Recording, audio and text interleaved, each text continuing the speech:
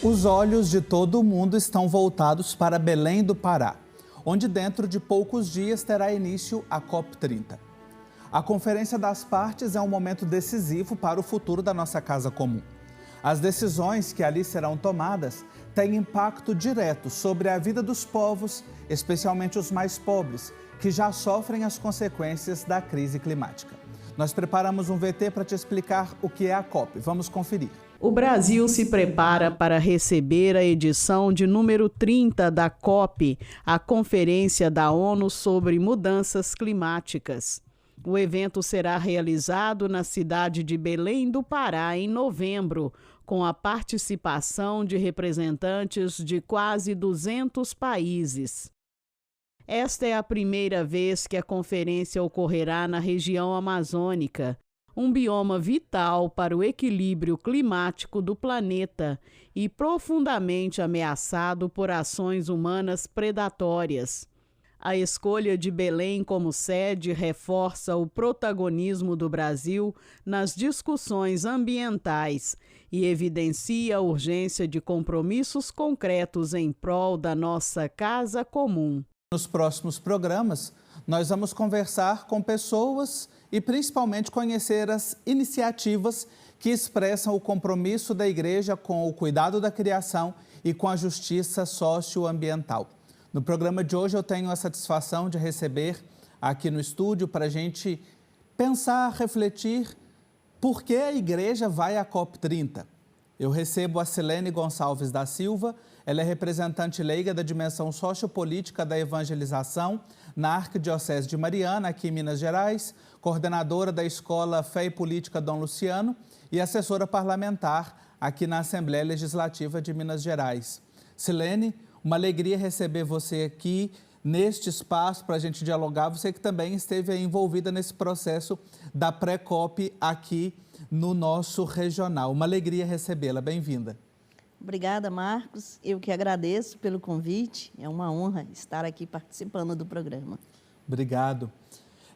Silene, para a gente começar, né, pus aqui uma chave para esse programa para a gente pensar por que a Igreja vai à COP. Mas antes da gente entrar nesse tema profundamente, para ajudar quem está nos acompanhando, que talvez não está tão por dentro, por que que essa COP, a COP30, ela é tão importante para o futuro do planeta? Por que está todo mundo falando de COP30 e pensando neste evento que se aproxima? Acho que até o local, né, a COP30 está sendo realizada no Pará, em Belém, em plena Amazônia. Então, já é um indicativo da importância dessa COP neste momento em que nós estamos vivendo, né? Da mudança climática, já há anos, né? Desde lá 92, a gente já falava dessas mudanças e o mundo esperou, né? Não se acreditava que era real o que se falava das mudanças climáticas, e eu acho que é fundamental, né? Nós estamos vivendo, sentindo na própria pele essas mudanças, né, de hoje, o aquecimento, as enchentes, as chuvas fortes, toda essa mudança que o planeta está vivendo. E essa COP, ela é esperada muito nesse sentido, né? O que nós vamos fazer, não dá nem mais para parar, mas para frear essa mudança tão drástica que se acometeu no nosso planeta. Uhum. Você usou uma expressão aí, sentindo na pele. Eu me recordo que num dos programas anteriores que a gente recebia os nossos irmãos da Comissão Pastoral da Terra, a gente falava exatamente isso. As pessoas que estão no campo, mas não só quem está no campo, todas as pessoas estão sentindo isso. E se a gente olha, por exemplo, para os últimos fenômenos climáticos aqui, né? As chuvas intensas no sul, seca na Amazônia, incêndio na região do Pantanal, está tudo meio fora do lugar. Então, acho que o que você traz para a gente como elemento e pensar isso, essa reflexão partir desde o ambiente amazônico, também com a sua relevância para todo mundo, não só para o Brasil, é um grande momento. Agora, quando nós pensamos, né, a igreja vai à COP, a igreja rumo à COP 30. Quando nós falamos dessa participação da igreja, de que a gente está falando exatamente? É uma presença política? É uma presença pastoral? Porque às vezes também muitas pessoas, acredito que quem está em casa pode estar se perguntando, por que a igreja está metida nesse assunto de COP 30? Tem muita gente que pensa assim. Então, por que a igreja está envolvida com esse tema? Eu entendo que a COP não é só um evento de governantes, de representantes do Estado em si, mas de pessoas que se preocupam com a sociedade de forma geral. E a igreja é um principal elemento por toda a sua trajetória, né? A vida toda. Nós, enquanto cristãos, temos a responsabilidade de cuidar da casa comum, cuidar do planeta. Lá no livro do Gênesis, né, da criação, quando, né, para nós que acreditamos, Deus cria ali o mundo, Ele nos coloca como guardiões daquele paraíso e não destruidores daquilo, né? Uhum. Então, assim, é muito intrínseco para nós. Enquanto cristãos, temos que pensar no futuro do planeta, o cuidado com a casa comum. E aí, nos últimos anos, né, lembrando o Papa Francisco, que nos chamou muito a atenção, estamos aí comemorando, né, os 10 anos da Laudato Si, em que ele traz claro isso para a gente, dessa harmonia que tem que ter entre o social, o econômico, o ambiental, a gente ter essa responsabilidade. E aí é fundamental que a igreja esteja na COP para trazer esse elemento, não é só o político, o social, o econômico, mas é também o espiritual, é trazer essa harmonia, essa responsabilidade que a igreja tem. Eu acho que é fundamental. Que bacana a gente poder olhar para isso e pensar, ou seja, é responsabilidade nossa também, nós que cremos, ou seja, vamos, a partir da nossa experiência de fé, para esse espaço de diálogo, de debate, de decisões. A gente sabe, por mais que as decisões estejam talvez restritas a um grupo menor, como você mencionava, de governantes, mas é importante a nossa participação. Agora, olhando para essa realidade de participação, o que a igreja leva para a COP 30? Quais as contribuições que talvez outros atores não vão levar e que faz parte desta contribuição da igreja? Acho que uma das iniciativas, né, aqui no Brasil, a partir da CNBB, foi a realização das pré-COP. Foram 5 grandes encontros nas regionais, né, do país, onde nós pudemos nos reunir, nos debruçar um final de semana, pensando o que vamos levar, né, para a COP. E é muito nessa linha de levar a preocupação, o clamor das comunidades, do povo. E aí a responsabilidade com o cuidado e com a mudança do planeta é de todos, desde os governantes até os povos, de cada cidadão em si.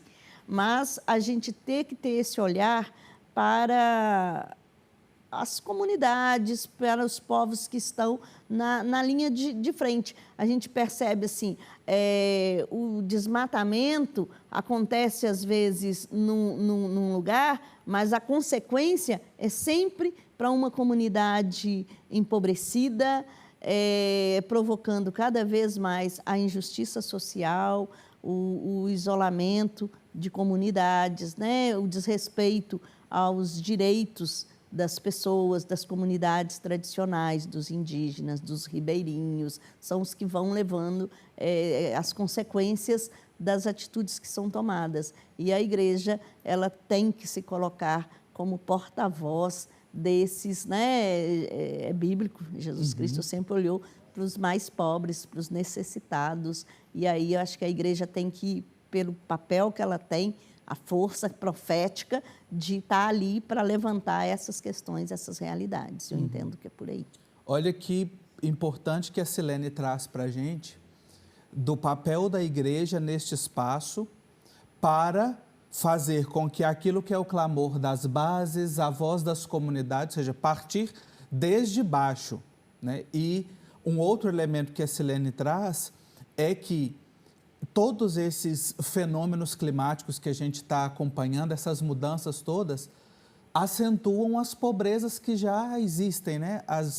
As pessoas vão ficando cada vez mais vulneráveis. Então, a importância da participação da igreja neste espaço. É o tema do nosso programa de hoje. A gente já está quase chegando na abertura da COP30, que será no mês de novembro em Belém, e aqui no Igreja Sinodal a gente abre este espaço para falar desse tema que é tão importante e que toca a ação da igreja. É preciso caminhar juntos, todos e todas, no cuidado da casa comum.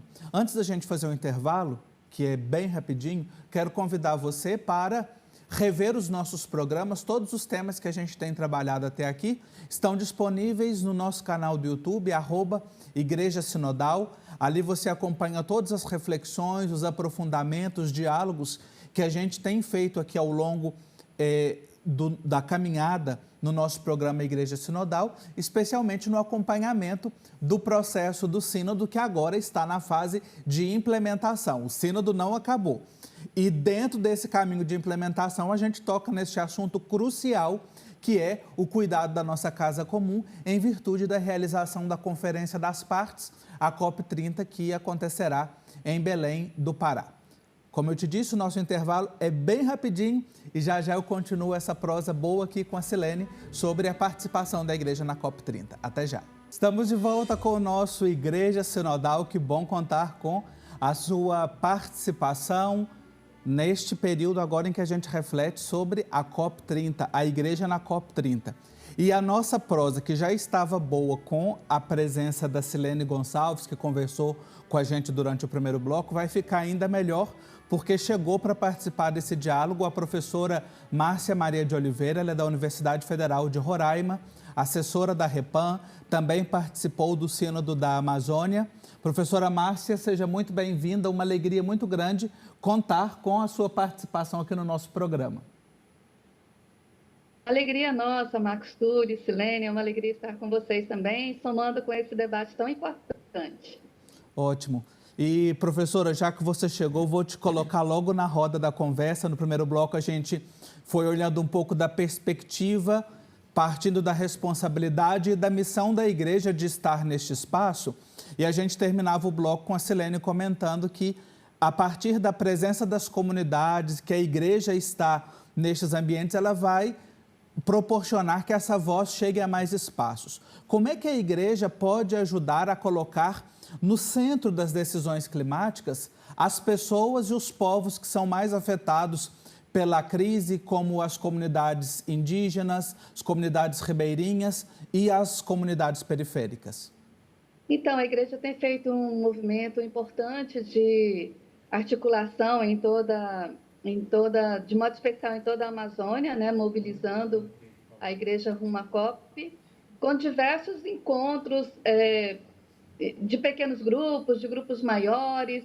Esse final de semana mesmo, a Arquidiocese de Manaus esteve reunida aí com um grupo bastante numeroso de lideranças, justamente pensando em como replicar essa reflexão em torno da questão da COP nas pequenas comunidades, com as lideranças, para chegar até as comunidades indígenas, ribeirinhas, até os camponeses e camponesas, que são os sujeitos principais da discussão do debate em torno das questões socioambientais na região, né? Então, essas iniciativas todas vão gerando esses modos específicos e objetivos de participação. Maravilha. E importante a gente olhar a partir do que a professora Márcia nos compartilha, né, daquilo que vem fruto das bases também, porque vai fortalecendo e ampliando ainda mais esses debates. Silene, você que também atua aí na esfera pública, né? Como é que a igreja pode dialogar? A gente falou aqui sobre a responsabilidade desses atores, né? Com os governos, com outras organizações da sociedade civil, com parlamentares, com movimentos populares. Nesse período agora, que a gente já sabe que é um diálogo que vem vindo, mas especificamente durante a COP também naquilo que vem, né, como implementação e como propostas.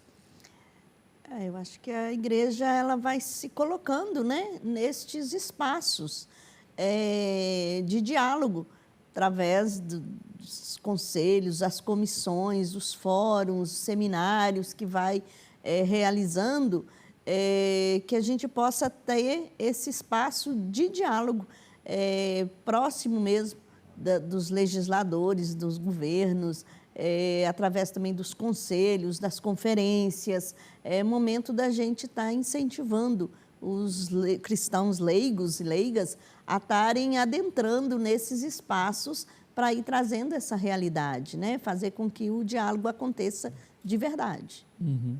Excelente. E, professora Márcia, você que está aí tocando este chão amazônico, já com larga experiência, né, e vivência na região, que sinais de esperança que você identifica no modo como a igreja tem se comprometido com o cuidado da casa comum, para além da COP, mas olhando também para este grande evento, né? Que sinais? A gente está no ano da esperança, no ano jubilário, então vamos olhar também com esperança para isso. A igreja, eu acredito que já há uns 10 anos, vem assim, assumindo esse debate de uma forma assim, muito direta e ampliando, né, essa discussão desde a Laudato Si. Tivemos aqui o Sínodo Especial para a Amazônia, que também nos mobilizou muito nessa direção, e a gente percebe que a cada ano vão ampliando as iniciativas. As igrejas têm criado as comissões de ecologia integral para nos ajudar, então, a articular, a dinamizar toda essa discussão em torno das questões da ecologia integral. E o que a gente percebe é que tem aumentado muito assim, o nível de participação, o nível de conscientização também das pessoas na relação com a casa comum, na relação com o cuidado uns dos outros e das questões socioambientais. Os desafios ainda são enormes, né?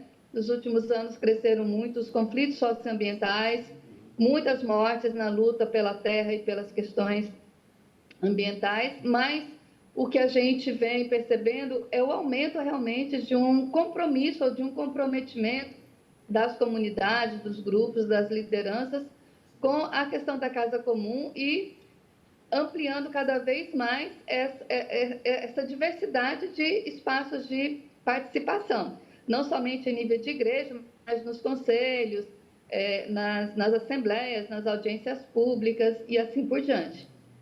As escolas têm dado uma resposta assim, muito concreta, muito direta, né, ao tema também. A gente tem na região uma experiência assim, fantástica dos guardiões da floresta, né, os guardiões da casa comum, que nasce também de uma proposta educativa, né, a partir da escola, das crianças, dos adolescentes. A gente tem percebido muito também o engajamento da juventude nesse processo. Então, cada vez mais a gente percebe que tem ampliado os diversos modos de participação. Uhum. A professora Márcia toca aí num tema muito interessante da participação, do envolvimento popular. Eu jogo a bola outra vez aqui para a Silene, porque nós estamos aqui falando partindo da nossa experiência das Minas Gerais.